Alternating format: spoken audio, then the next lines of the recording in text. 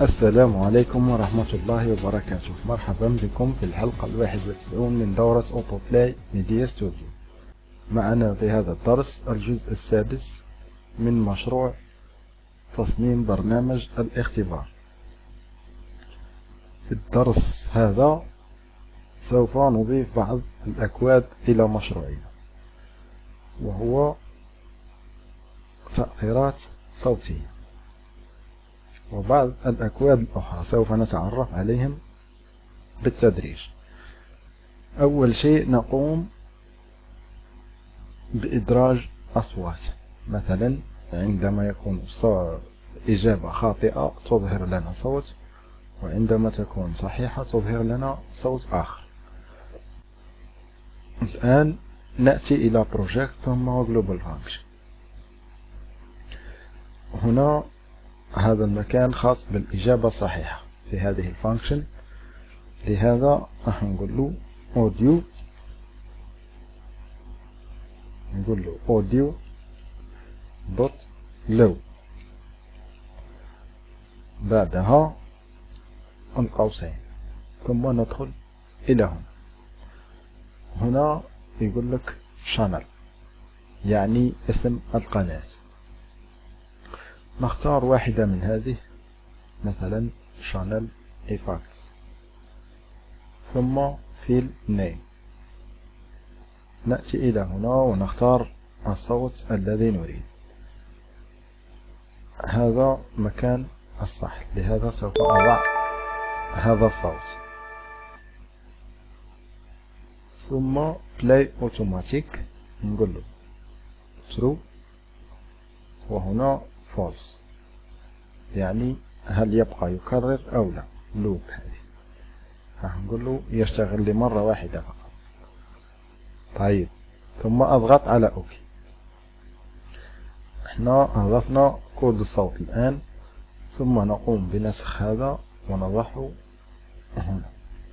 بعدها نغير فقط ملف الصوت من هنا، ثم my computer bureau، ثم error. نضغط على OK. نحن الآن أضفنا تأثيرات صوتية إلى البرنامج. راح نجرب مع بعض كيف سوف تظهر. ندخل له الاسم،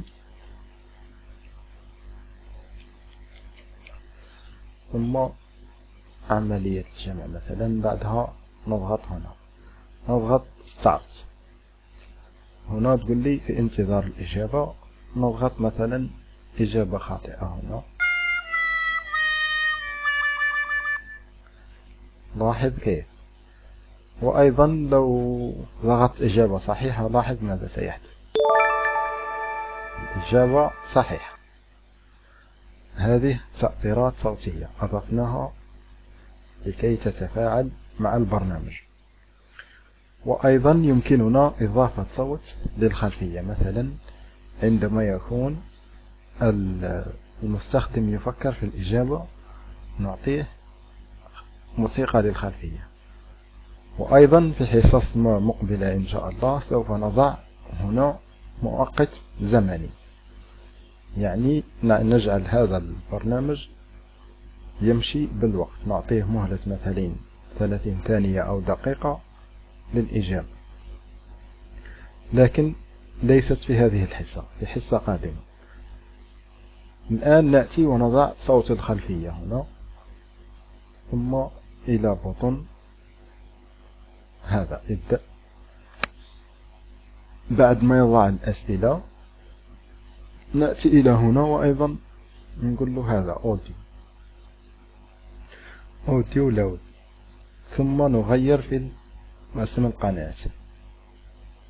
اسم القناة نسميها باك جراوند مثلا هنا، ونغير أيضا في ملف الصوت هنا بيرو، نختار هذه. بعدها نضغط على OK، ونلاحظ أيضا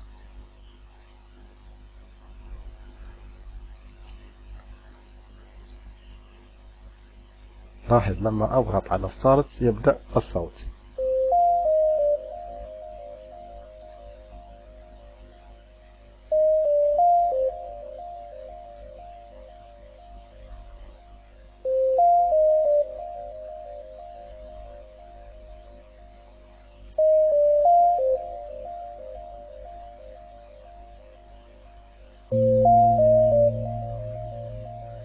لاحظ معي هنا لو أضغط مثلا على أي بطن، مثلا إجابة، هنا راح يبقى صوت الخلفية يمشي ونحن نريد أن يتوقف. تابع معي كيف نفعل.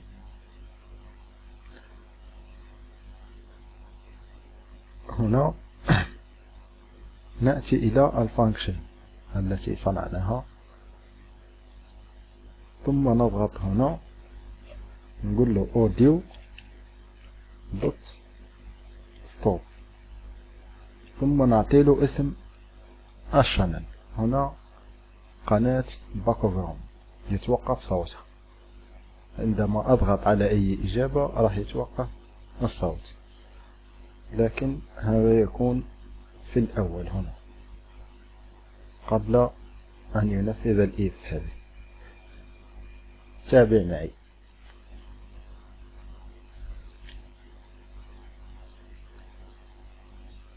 لاحظ لما أضغط على الإجابة يتوقف الصوت.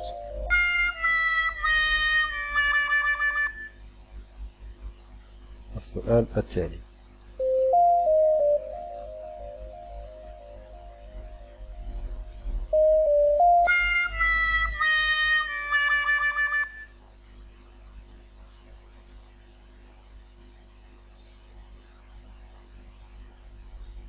السؤال التالي: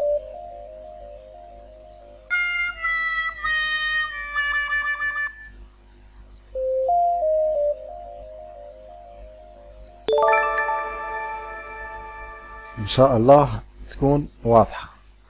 الآن لاحظ معي هنا لما مثلا نضغط على هذه الإجابة هكذا نوقف الصوت حتى لا يزعجنا من هنا فقط. لاحظ هنا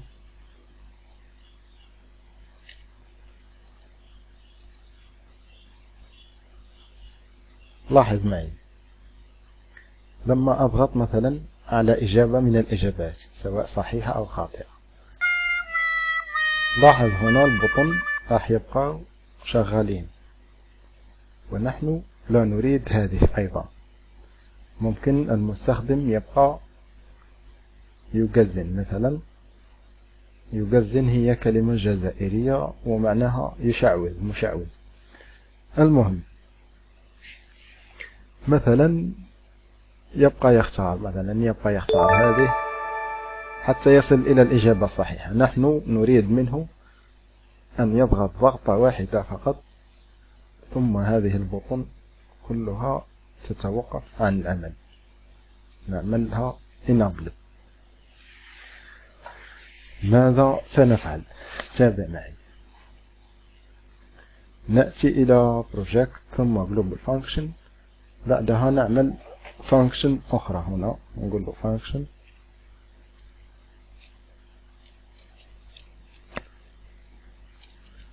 function مثلا enable،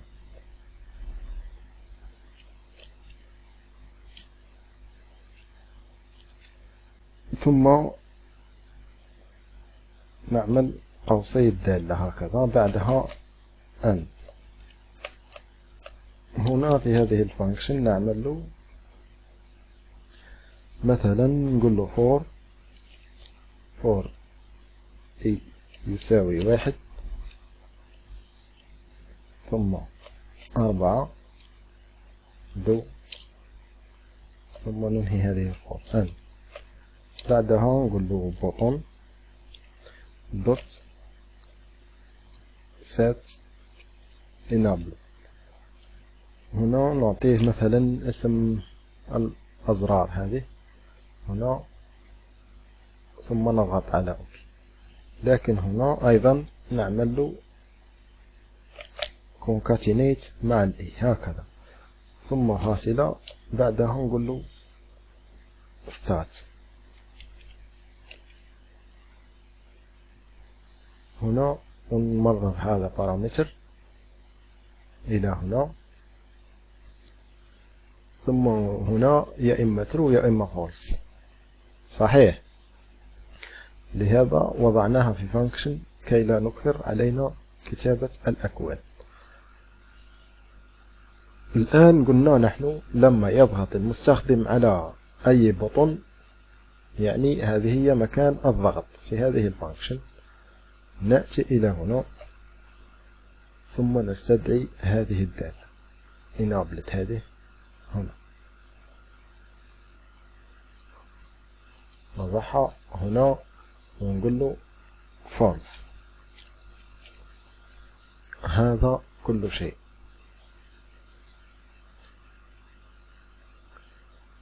وأيضا عند تشغيل هذه الأزرار نأتي إلى هنا ثم نضع هذا الكود، هذه الدالة هنا enable هذه، نضعها ونقول له true، يعني لما يضغط على أي زر من هذه الأزرار راح كلها تعمل enable، ولما يضغط على هذا يعمل هذا enable ويطلق سراح هذا. تابع معي.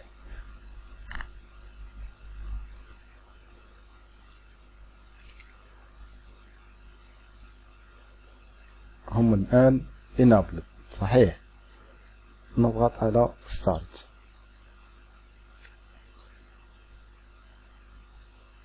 لاحظ معي هنا لما أضغط من المفترض أنهم هذو كلهم يعملون enable. تابع كيف. لاحظ هنا أصبحوا كلهم enable، لا يمكن للمستخدم اختيار أكثر من إجابة. ثم ينتقل إلى السؤال التالي. لما ينتقل إلى السؤال التالي هذو راح يرجعوا مفعلين. 1 زائد 3 كم؟ 4. الإجابة صحيحة. الآن هم رجعوا الآن غير شغالين. تابع معي. مثلا أريد أنا عندما مثلا يضغط المستخدم على أي إجابة من الإجابات، على سبيل المثال يعمل لون الإجابة الصحيحة إلى أخضر، يعني يرجع البطن الذي يحمل الإجابة الصحيحة لون الخط الخاص به أخضر، يعني ينبه المستخدم بأنه ضغط على الإجابة الخاطئة ويريه الإجابة الصحيحة أين. ماذا سوف نفعل؟ جيد. نأتي إلى هنا ثم إلى هذه الفانكشن في الفور هذه، نجي هنا ونقول له if.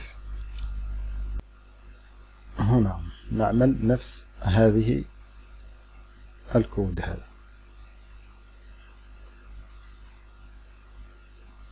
أو بدون أن ندخل إلى هذه الإف، دعها هنا بدون أن ندخل إلى هذه الفانكشن. نأتي إلى هذه من المرة، نأتي إلى هذه الفانكشن تيست هذه، نجي هنا ونقول له for a يساوي 1 ثم 4 بعدها do، ثم ننهي هذه الفور ان. بعد هذه نأتي إلى هنا ونقول له هذا نفس هذا الكود هنا،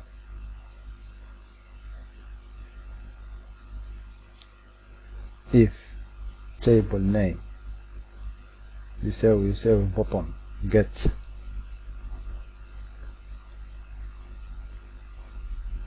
عفوا هنا يجب أن يبحث على جميع البطن. ماذا سوف نفعل؟ هنا في اسم البطن هذه نقول له هنا string، نأخذ الاسم المكتوب مثلا bit underscore ثم نلصق به حرف الإي. إن شاء الله تكون واضحة هذه. يعني التيبل اللي فيه الإجابة صحيحة إذا تساوى النص مع أي بطن ويبحث هنا بالفور راح يطبق لنا أمر ثم ننهي هذه الإف أن هذا الأمر راح يكون بطن دوت set properties هكذا. ثم نعمل نفس هذه الكود هنا color disable هنا. وأيضا لا ننسى اسم الأوبجكت هذا مظهر هنا.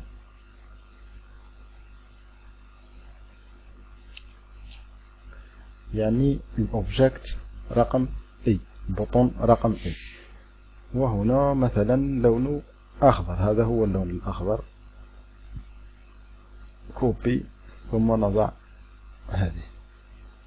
وأيضا في خاصية أخرى تحته خط، الخط أسفله خط، راح نبحث عليها في ملف الهلب هنا نجدها underline مثلا.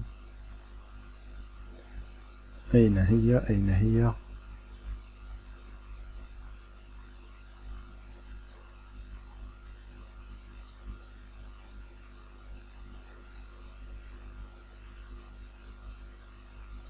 هذا الخط font underline، نعملها true.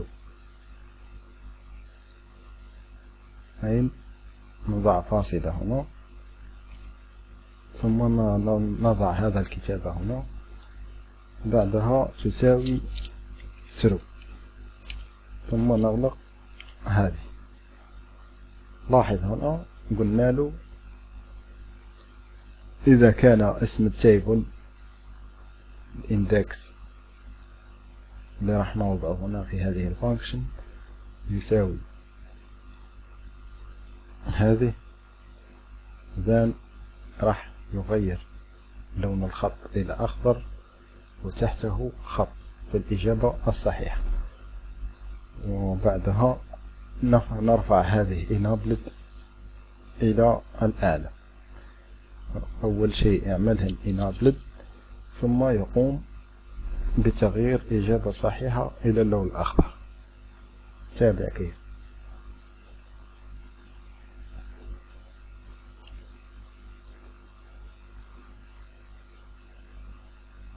واحد في 10 كم؟ 10. لاحظ هنا تحولت إلى لون أخضر وأسفلها خط. هذا هو المقصود من الكود الذي كتبناه. طيب لكن لاحظ الآن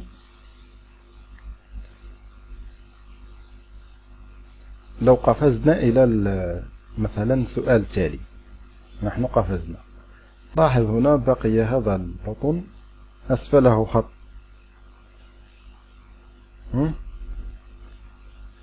ولو أجبنا مثلا 9 في 1 9 راح يبقى هذا باللون الأخضر أيضا.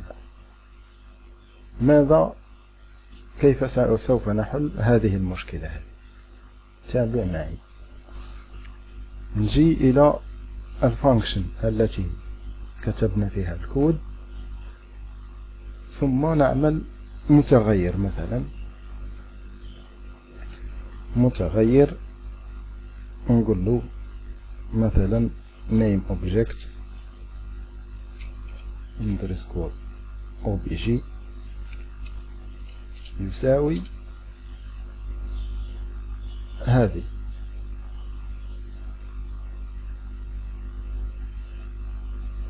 أو يساوي الإي فقط هكذا.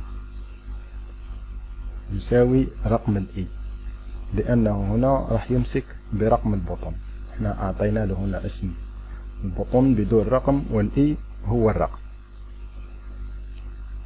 لهذا راح نخزن name object ولا number object. هنا number object يساوي رقم الإي أينما كان. ثم نأتي هذا الكود هكذا بهذا الشكل، ونضعه هنا قبل ما نعمل له enable. لاحظ هنا نأتي إلى هنا ونضع هذه بدل إي، هنا نضع هذا نمبر إي، ثم نمسح هذا. نرجع لون الخط إلى أبيض من هنا هكذا، اللون الأبيض. ثم نضغط على أوكي، وأندرلاين نرجعها فولس. تابع معي.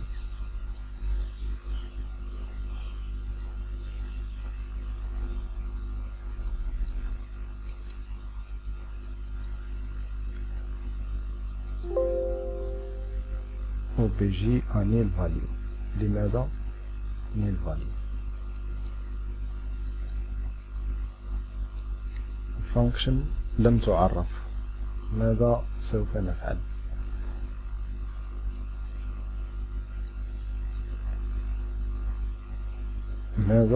نفعل؟ لاحظ معي يوجد الحل.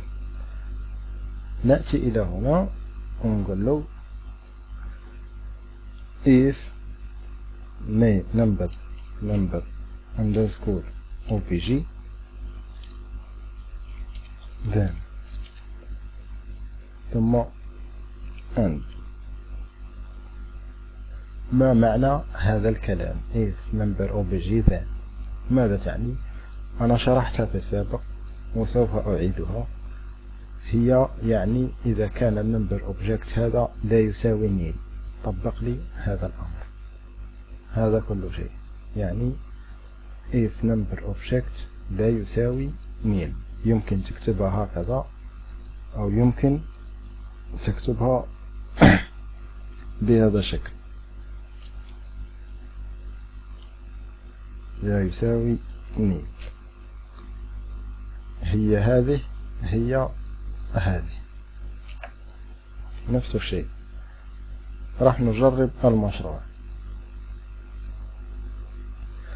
ثم نأتي إلى هنا ونقول له هشام. بعدها نختار الفئة ثم نبدأ. 1 زائد 3 كم؟ 4. الإجابة صحيحة، والخط أصبح لونه أخضر وأندرلاين. لاحظ لو نضغط على السؤال التالي راح يذهب الخط. 10 زائد 1 يساوي 11. راحت الإيرور الذي رأيناه في الأول. إن شاء الله يكون هذا واضح. يبدو لي الآن أن البرنامج قد بدأ يتحسن ويظهر في هيئته. إن شاء الله في الحصة القادمة سوف نقوم بتعديلات أخرى إن شاء الله. لست أدري ما هي، لكني سوف أفكر فيها. المهم أنت الآن تمرن على الدروس التي شرحتها في السابق، وممكن تنفذ أنت أفكارك وتعدل وتطور كما تريد، لا تعتمد فقط على فكري أنا. السؤال التالي 1 زائد 1 يساوي 2، ثم 1 زائد 9 يساوي 4. لاحظ لما أضغط أيضا على الإجابة الصحيحة راح يريني الإجابة الصح. عفوا، لما أضغط على الخطأ يريني الإجابة الصح. 1 زائد 8 هي 11. لاحظ، أراني الإجابة الصحيحة هي 9. إن شاء الله تكون واضحة الشرح، وراجع فقط الفيديو مرة واثنان سوف تفهم الشيء الذي عملناه. السؤال التالي، هنا فكرت أيضا، نحن الآن عملنا هذه. لاحظ لما يصل إلى السؤال الأخير راح يبقى هكذا، لا يتغير أي شيء. هذا إن شاء الله سوف نشرحه في الحصة القادمة، ونقوم ببعض التعديلات أيضا إن شاء الله. ولا تنسوا دعمي بالاشتراك في القناة، وأطلب منكم فقط مشاهدات على اليوتيوب والتعليق أسفل الفيديو إن أعجبك الشرح، ولا تبخل علي بالضغط على زر إعجاب. ودمتم في رعاية الله وحفظه، وإلى اللقاء في الحلقة القادمة.